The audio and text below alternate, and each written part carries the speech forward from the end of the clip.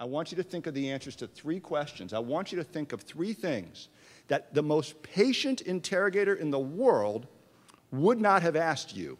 I want you to tell me those 3 things, personal, in your relationship to Mamdouh, so that when I go to the base, I tell him those 3 things. He knows that I got them from you, and I got them from you as a friend. And she came back the next day. She said, I've thought of some. And together we came up with these 3 things. And think about this if you're in this perspective. Where did you go on your first date? They'd been married for years. Your first date. You were way back when. And what is the first gift that Mamdouh ever gave you when you were courting? And last, and she came up with this one. She said, our son was very sick, and he was in the hospital, and we had to stay with him overnight, and we were very scared, and we stayed by his bedside all night long.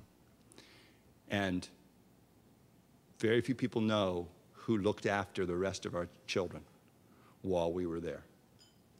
So tell him where our children were, and he will know it came from me. So I went down to the base. Mamdouh Habib is a small, shrunken, gaunt. He was in his late 40s. He looked considerably older. I will spare you all the things that happened. He was shackled to an eye bolt on the floor, his back to the door. He's not even allowed to see through natural light. His cell that he was in, a cage mesh cell about yay wide, 6 feet long. And they brought him out into a little room, ante-room outside the cell. Can't see the natural light there 23.5 hours a day.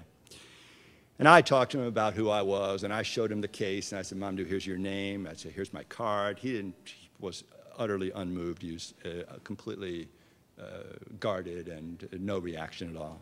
And so finally, as I put all the papers away, and I said to him, Mamdouh, I want to talk to you about your wife. And I told him about this trip, and I told him about these 3 things. And I told him the answers to these 3 questions, which I've never repeated to anybody else, and I'm not going to repeat now because they're personal to him, and you have to leave him some personal space. And I said, I know where you went on your first date, and I know what your first gift was to her, and I know where your children were when you were in the hospital in Sydney with your oldest boy. And until then, he'd been utterly impassive. And he looked at me, and he put his head down. And I saw his shoulders start to shake, and he started to cry. And he looked back up to me with tears in his eyes, and he said, we have so much work to do. And from that moment on, I knew I had a client. And I was there 2 days, and on the second day, when I got up to leave, I said, Mamdouh, I'm going to try to come back down here again. And he said, Joe, I appreciate everything you're doing. And I stood up, and he put his arm on my forearm, and he said, it's very nice what you're doing, but you have to know, I'm going to die here. They're never going to send me home. Because if you create an environment of hopelessness and despair, if you create an environment of dread, if you create an environment where you extinguish what is the most precious commodity in any prison, which is hope, prisoners will give up, and they will eventually turn to the wall and die. So that was my first visit to Mamdouh. But let's leave him there, because for the moment, if the prison is legitimate, then the anguish that he may feel is not something that we should feel all that much sorry about, all that much worry about.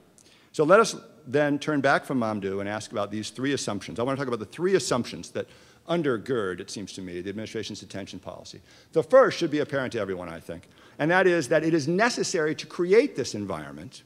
It is necessary to create this environment of debility and dread in order to secure this information, right? Because if the objective is getting this information, the first assumption is that you need to create this environment in order to extract this information. All right. And in that regard, it seems to me relevant that everyone with the applicable expertise within the administration and without advised them very early on that they were making a mistake. The FBI agents who were the foremost interrogators of al-Qaeda agents told them, this is a bad idea. You're not going to get good intelligence, you're not going to get good information, and it's not necessary. Tommy Franks, who was the first general in charge of the ground operations in Afghanistan, the first order that he gave when he landed there, when he started the operations, was comply with the Geneva Conventions, including the rules regarding interrogations. He knew exactly what they were going into. He knew it was asymmetric. He knew they didn't wear uniforms. He knew they didn't follow a regular command structure. He was very similar to a lot of what we've seen in other conflicts. Follow the Geneva Conventions. Senior Pentagon planners, the senior Pentagon planners and the Joint Chiefs of Staff and every branch of the service advised the White House against this. Lawyers in the Judge Advocate General's office, Secretary of State Colin Powell, former chairman of the Joint Chiefs, every single person with relevant expertise and the relevant body of information advised them against this. And they were vetoed by a very small, by and large, very young cadre of civilian lawyers in the White House, the Office of the Vice President, and the Department of Justice, who, as far as I can tell, none of whom had ever actually conducted an interrogation. None of them had ever served in the military. None of them had any intelligence gathering experience. So the first assumption is that you need to create this environment, and there's no evidence to believe that that's correct. The second assumption is that you, and I think you would agree with me, that this is the obvious second assumption, that you have the right people at the base. Because whatever moral justification there is for creating an environment of debility and dread, and when I say debility, all I mean is exhaustion.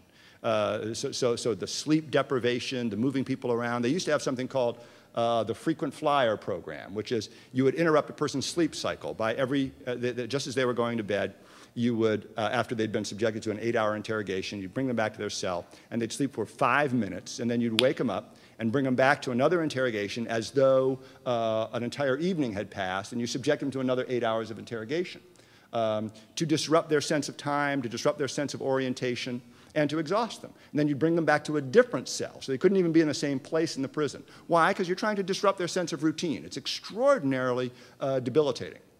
And you let them sleep for 5 minutes, and then you wake them up and do it again.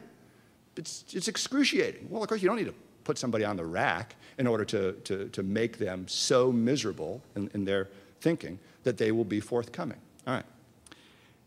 It seems to me any moral justification there is for this kind of interrogation paradigm assumes that you have the right people. And in that respect, other facts are relevant. Because they knew within weeks of when the prison opened, the prison filled very quickly. They had a lot of people waiting in Afghanistan that they brought there, and it was very nearly filled by spring of 2002, within weeks of when it opened.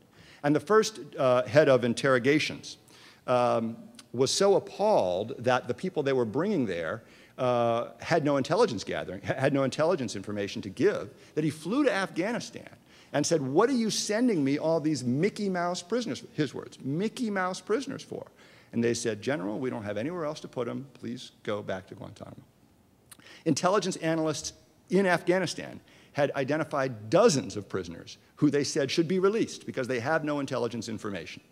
There were farmers, there were laborers, there were taxi drivers. They were the most pedestrian non-combatants.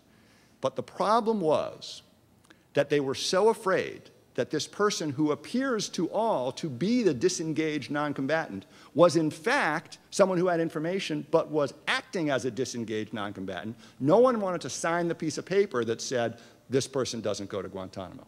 So by the dozens, they were sent to Guantanamo mistakenly. Well, not mistakenly in the sense that it was a mistake, but it was a very deliberate thing.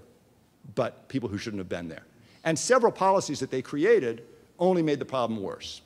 One of the most prominent is they instituted a bounty program. And Secretary Rumsfeld at a press conference once described the bounty program. They dropped leaflets all over Afghanistan and Pakistan by the millions that offered money for anyone who was associated with the Taliban or Al-Qaeda. $5,000 for every member of the Taliban, $25,000 for every member of Al-Qaeda, which is an extraordinary amount of money. And in fact, the flyers said, and Rumsfeld said, they were falling on Afghanistan like snowflakes in Chicago in December. And the flyers said, it's money for beyond your wildest dreams. You can find these all on the web, by the way. They're all public now. Just search Bounty Flyer Guantanamo, you'll pull it up.